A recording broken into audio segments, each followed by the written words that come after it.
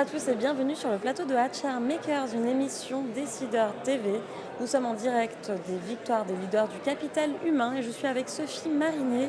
Bonjour Sophie. Bonjour. Vous êtes avocate associée chez LPA CGR Avocat, c'est bien ça? Tout à fait. Merci d'avoir répondu présent sur ce plateau. Je vous en prie. Aujourd'hui, vous traitez de mobilité internationale au sein de votre cabinet et la grande question de ces dernières années, c'est le télétravail. Comment ça s'articule? Oui, alors on est confronté, du fait du contexte du Covid-19, à une population qui jusqu'à présent était en mobilité internationale, donc qui vraiment partait sur du détachement ou de l'expatriation à l'étranger, à maintenant une réflexion qui s'oriente sur le télétravail international, c'est-à-dire la possibilité pour un salarié, pour un temps limité, d'aller travailler à l'international sans être en fait sur une situation de détachement ou d'expatriation complète, puisque finalement il va partir un peu plus tôt en vacances ou rentrer un peu plus tard de week-end et travailler à l'étranger, ou clairement partir une semaine, 15 jours, plusieurs mois, s'installer à l'étranger. Aujourd'hui, c'est un sujet auquel certains clients se frottent Bien sûr. parce qu'il est source de difficultés. Puisqu'on a un panel très large de questions qui se posent, aussi bien sur l'immigration, comment la personne fait pour rentrer sur le territoire et travailler sur un territoire où elle n'a pas d'employeur. La protection sociale également, puisque la personne part à l'étranger, donc elle n'est plus couverte par la sécurité sociale française, sauf à faire certaines démarches. La fiscalité, puisque ça peut impacter aussi bien la fiscalité du salarié que la fiscalité de l'entreprise qui peut se voir qualifier un établissement stable et donc se retrouver à devoir une fiscalité locale. Et également après des problèmes, on va dire, plus opérationnels, tels que comment suivre un salarié qui est temporairement à l'étranger, est-ce qu'il a un décalage horaire et comment on s'assure qu'il respecte sa durée du travail, comment on s'assure qu'il a un environnement qui est sûr pour qu'il puisse travailler sans être confronté à un accident du travail ou à une maladie professionnelle.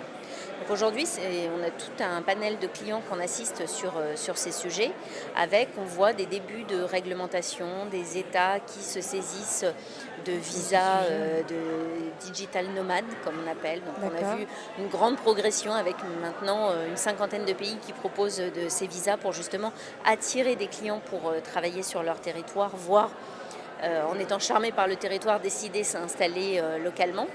Ce qui facilite déjà, on va dire, un pan du dossier pour lequel le client nous saisit.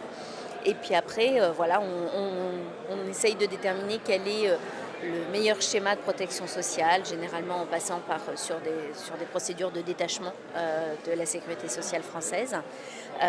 Donc voilà, c'est très intéressant. C'est vrai que c'est un nouveau pan de la mobilité internationale auquel on n'était pas confronté jusqu'à présent, et où le Covid-19 avait finalement été un accélérateur du rêve de tout le monde d'être en travail nomade au bord d'une plage dans un transat avec son ordinateur sur les genoux. Et effectivement, c'est le rêve de tous.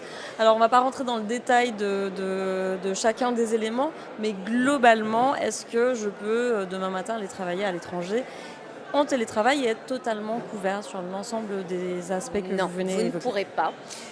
D'ailleurs, il y a des employeurs qui refusent en fait tout simplement de faire partir leurs salariés, puisque c'est porteur de risques et pour eux et pour les salariés, parce qu'on n'arrive pas à avoir une couverture qui est aussi complète que celle qu'on peut offrir sur de la mobilité internationale ou en restant simplement en France. Donc on a plein d'alternatives, hein. On a les voyages d'affaires. On revient au fameux voyage d'affaires qui était peut-être tombé en désuétude, où les personnes vont travailler en France et finalement pouvoir se déplacer pour travailler 15 jours, 3 semaines, voire plus, selon ce que permettent les États sur des déplacements professionnels.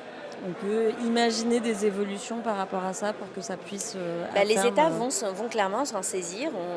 Normalement, l'Union européenne se saisit du sujet pour essayer de voir comment réglementer ce sujet en interne, intra-Union européenne. On n'aura jamais de réglementation sur les autres pays. On aura des réglementations locales et donc il faudra avoir une compliance le plus possible avec ces réglementations locales, mais on n'aura jamais de réglementation monde sur ce sujet. on peut s'attendre à une évolution constante Une de vos évolution. métiers. Du coup. Exactement. Exactement. Parfait. Merci beaucoup en tout cas Sophie pour cet échange. Merci à vous.